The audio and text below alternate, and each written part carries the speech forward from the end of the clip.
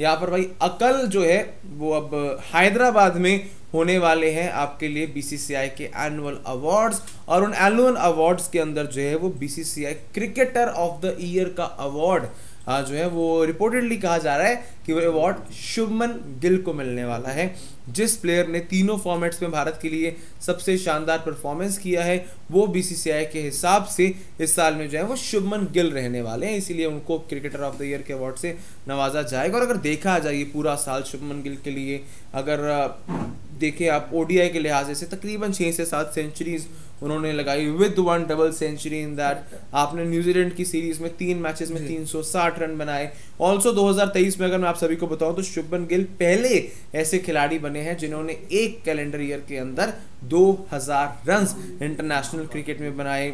आपने शुभमन गिल की तरफ से T20 में शतक आते हुए देखा था, न्यूजीलैंड के सामने शुभमन गिल की तरफ से वो सेंचुरी आई। बॉर्डर गवास्कर सीरीज में शुभमन गिल का आने के बाद चौथे टेस्ट मैच में अहमदाबाद में अच्छा परफॉर्मेंस आता है शुभमन गिल की तरफ से, शतक वहाँ शुभमन गिल की तरफ से आया। आप पर उसके बाद अगर प्रियांशु देखा जाए जो 2023 का फर्स्ट हाफ था, आईपीएल में आपने ऑरेंज कैप तकरीबन वहाँ पर ऑरेंज कैप जीती आपने, मतलब first half of 2023 belongs to Shubman Gill, but the second half of 2023 on and off आपने वर्ल्ड कप में एक भी सेंचुरी नहीं लगाई। वर्ल्ड कप में हाईएस्ट आपका वो 90s में स्कोर था, और एशिया कप में एक सेंचुरी आई थी जितना मुझे याद है, बांग्लादेश के सामने शुभमन गिल ने एक सेंचुरी लगाई। बट सेकंड हाफ अगर देखा जाए प्रियांशु, वेस्ट इंडीज दौरा वहां से कहानी शुरू होती है, और आपका टिल दिसंबर मैं कहूंगा कि पारियां आई लेकिन ऑन एंड ऑफ आई। आपने वर्ल्ड कप से पहले ऑस्ट्रेलिया सीरीज में एक सेंचुरी लगाई थी इंदौर के अंदर, वर्ल्ड कप पूरा आपका खराब गया, डेंगू भी आपको होता है, लेकिन व्हाइट बॉल में Shubman Gill was amazing. But considering the red ball, Shubman Gill was a very big question mark we can say. Red ball में भला वेस्ट इंडीज दौरा था, साउथ अफ्रीका दौरा था, आपके लिए WTC का फाइनल था, शुभमन गिल नहीं चले। नहीं सही बात है यार, देखो ना शुभमन गिल का जैसे कि आपने बोला कि वेस्ट रेड बॉल में तो खैर हम अभी भी बात करते थे इससे पहले कि शुभमन गिल का जो रेड बॉल में इतना फॉर्म नहीं दिखा है, वेस्ट इंडीज टूर से वो डाउनफॉल दिखा, लेकिन बीच में इतना अच्छा टाइम रहा कि जब एशिया कप तक देखो, एशिया कप तक तो शुभमन गिल बहुत बढ़िया खेल रहे थे। एशिया कप में आपका हाईएस्ट रन गेटर बनना, 300+ रन बनाना मजाक नहीं होता। जो स्क्वाड में इतने बड़े बड़े बैटर्स, वहाँ पे रोहित शर्मा का नाम था, विराट का नाम था, उनसे आगे निकल के इतनी बढ़िया बैटिंग करना उस टूर्नामेंट में, इट वॉज इनक्रेडिबल। लेकिन जब आई वर्ल्ड कप की बारी, वर्ल्ड कप के दौरान, वर्ल्ड कप जब शुरू होने वाला था, बिल्कुल चीजें पक्की थी कि शुभमन गिल वहां पे ओपन करने वाले हैं, बट फिर वो अनफॉर्चुनेटली उन्हें डेंगू होना, फिर वो जब पाकिस्तान वाले गेम में वापस आए थे ना, उसके बाद से शुभमन गिल की पारियां जो हो रही थी, जो कन्वर्जन रेट थी ना, वो पता नहीं शुभमन गिल की कम हो गई।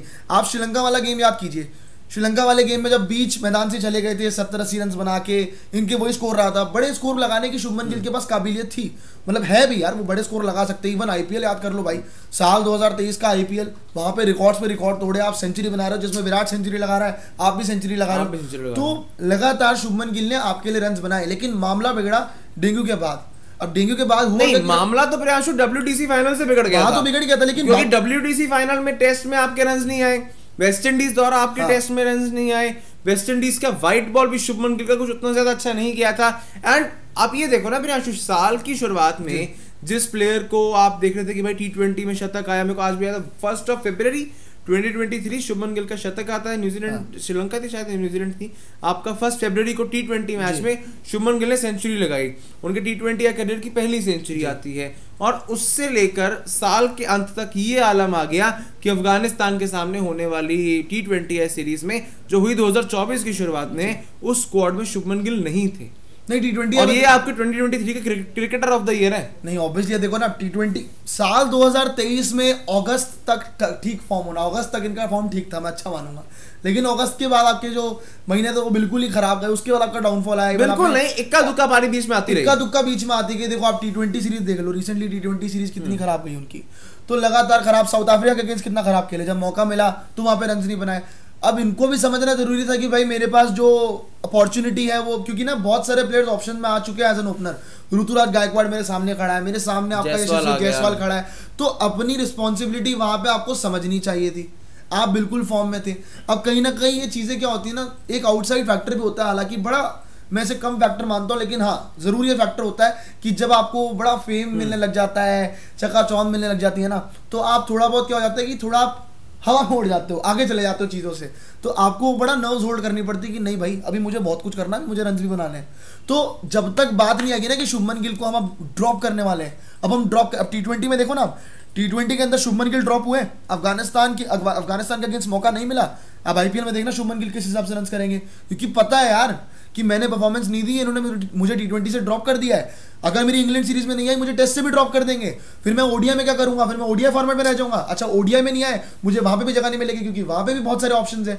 तो ऑप्शंस कई सारे हैं, जब तक खिलाड़ी के मन में डर नहीं आता ना कि मुझे ड्रॉप कर देंगे, क्योंकि शुभमन गिल को कंसिस्टेंटली खिलाया गया, खराब परफॉर्मेंस के बाद भी लगातार शुभमन गिल को मौका दिया गया, लेकिन एक बार तब तक वो मन में डर नहीं बैठेगा ना कि भाई मुझे ड्रॉप कर सकते हैं।